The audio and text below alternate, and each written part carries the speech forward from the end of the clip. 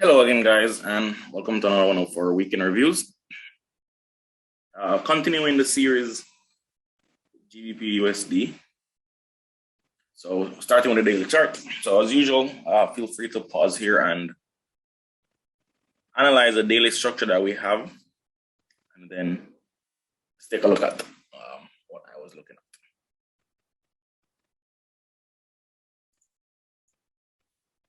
All right, so here we are. Again, this is all hindsight. I did not trade GBP USD at all last week.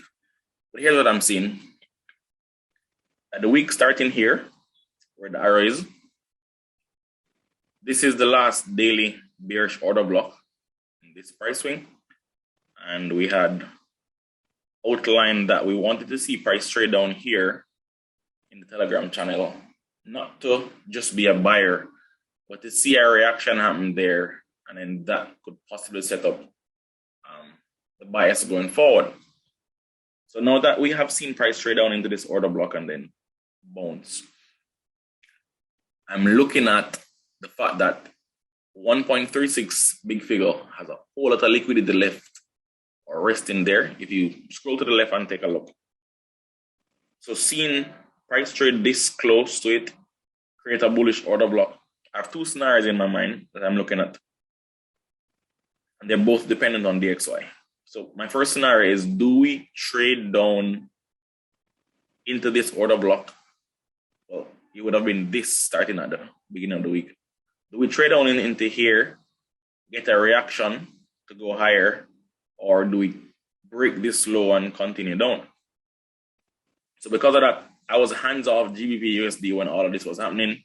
We did get some nice reaction there that made scalping possible. But again, I had no interest in participating yet because I can't move the market.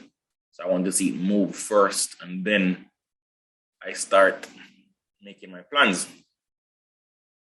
So I'm now focused on these two order blocks that are down here.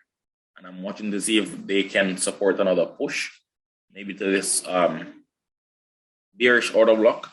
And then this week in NFP, if we get up here, that's the last quarter of the year, I'm going to be anticipating heavy selling of this pair. I'm going to be looking for it to drive deep, maybe even 1.13 flat. But that's going into next year. So that's my plan right now. My plan is I'm looking for another big sell-off on here.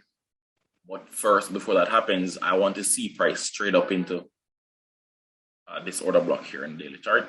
So for now, I will entertain all ideas of this candle price staying above it and then going higher.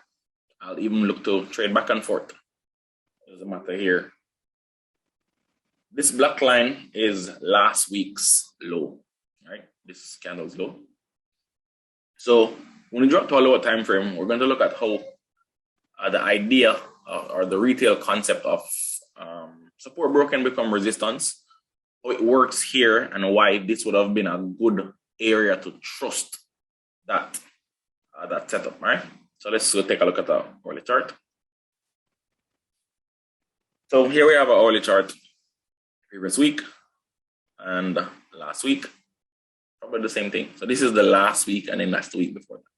So again, feel free to pause here and take a look at what you see, and then we can jump into looking at it.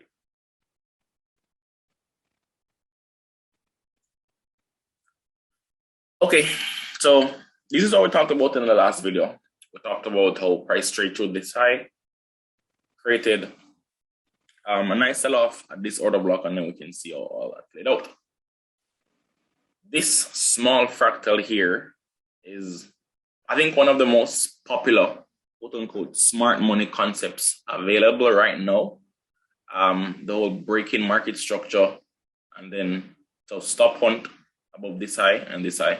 Stop hunt, breaking market structure to take these lows, then return to the origin or the order block, and then get a nice sell-off. So based on where this pattern typically forms, it's probably one of the best reversal patterns to trade, right? In terms of if I have an old high or an old low, and then price trades up to it, and I get a stop hunt and then a break in market structure, typically most smart money traders or ICT traders will wait for that RTO and then they position themselves inside that trade. So with that fractal in mind, I'm looking at right here. Price dropped down, and then Monday and Tuesday had a very small range. Wednesday, we had a drop below that low right there. So we could consider this as the stop hunt of the low. Price traded up, didn't take out these highs or this high, so the bearish structure remains the same. So if the bearish structure remains the same, we're not looking at this order block for anything or any kind of entries, because this push did not break structure, right? So we're looking at this fractal. Why we're looking at this fractal is when price trade down to 1.365, it was clearing out this low. Once it cleared that low, the only other low that's lower than this one is way back below here, and we didn't get this low. So now I'm just looking at this being a longer time frame market maker model, and the liquidity is all building down there. And I don't mind being a part of the buyers that take this trade, because I think that when that selling starts, it's going to really go deep. And that's what my focus is going to be on. So with that in mind, I'm looking at this low as the last real low in this downswing, right?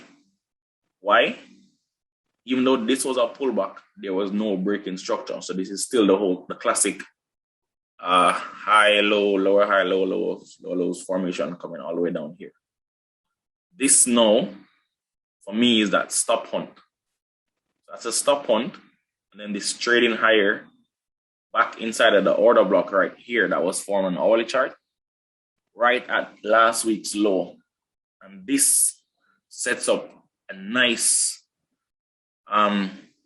example of retail patterns working, where we had support being at this low, being broken, then price trades up, and then support broken becomes resistance idea. So I like that. I'm not looking at this as a long-term continuation down, unless we naturally take out this low. If we go below here, then I'm no longer looking for this GBP USD to drop yet, but I want to be selling down here. So you can consider this my first, I guess,